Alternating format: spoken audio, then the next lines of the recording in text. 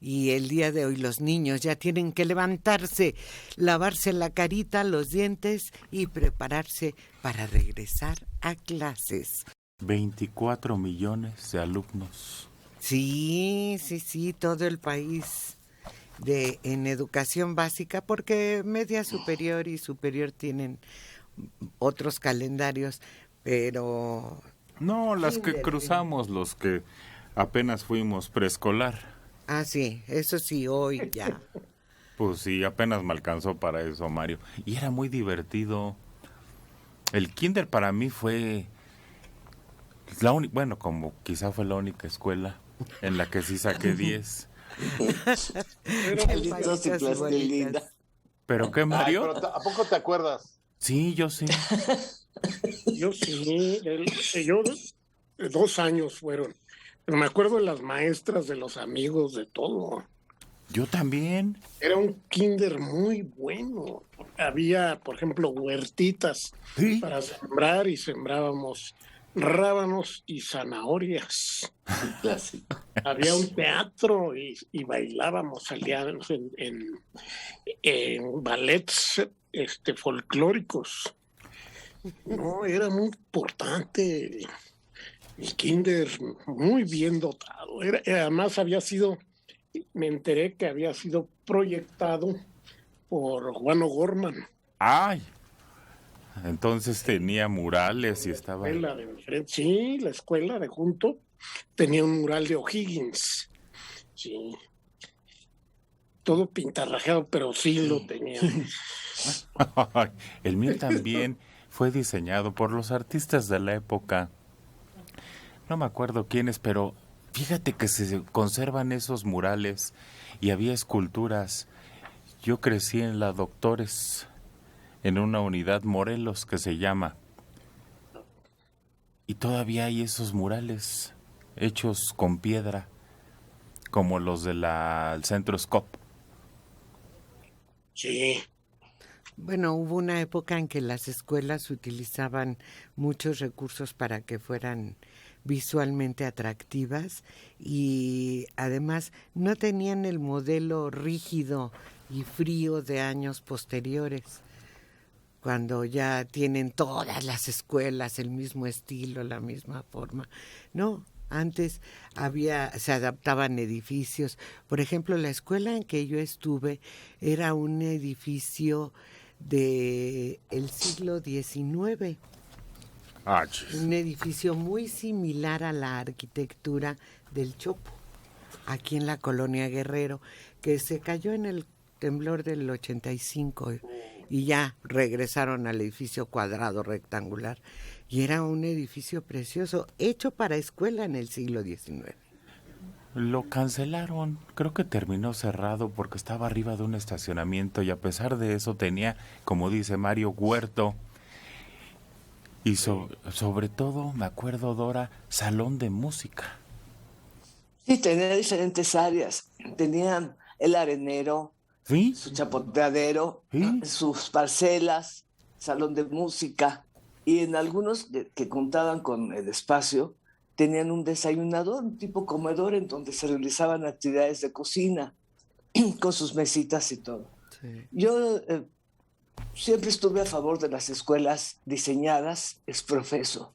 Yo trabajé en lugares adaptados, como una fábrica en la colonia Gabriel Hernández, en el norte de la ciudad. Enorme el lugar, pero un buen día se nos cayó el piso con todo y mamás, el piso de madera, se fueron al sótano, fue un grave problema. No, una construcción diseñada ex profeso a las necesidades de los niños, con su servicio sanitario adaptado, con las estancias y los espacios, creo que siempre va a ser el ambiente ideal para la educación. Vienen de hogares a veces muy cómodos, muy reducidos, y ese primer contacto con la escuela, con espacios abiertos, con un chapoteadero, tenemos alberca, mamá, para muchos de los niños era algo fantástico. Entonces creo que sí aportó mucho esa modificación que se hizo en cuanto a los edificios y construcciones, contando con que el jardín de niños era básico, que tuviera estas áreas, no como una compensación a lo que no había en casa, sino como un medio del desarrollo motor, social, lenguaje, todo esto. creo que sí fue muy importante y desafortunadamente muchos de esos lugares ya no existen. Y qué raro que no te acuerdes tú, Alejandro. Yo lo tengo muy presente. Bueno, es el único diploma que hay en la casa. Tengo como chispazos, pero no, o sea, para mí tengo mucho más, desde luego, por ejemplo, de la primaria, incluso de primer año de primaria, pero o sea, el kinder yo creo que pasé de noche. Sí, es que pasé. Pero me acuerdo haber una vez disfrazado de conejito en primavera. Eso es, yo creo que por ese bochorno decidí olvidar mi pasado turbio. Lo niegas. El rumbero con mangas de holanes, pero también de pájaro, canario con un plumaje de papel crepé amarillo. Ay, Dios. Pero me acuerdo que había un jardín y ahí podía uno ver animalitos, ¿no? Y ahí descubrí que las orugas, unas cafés muy bonitas, sin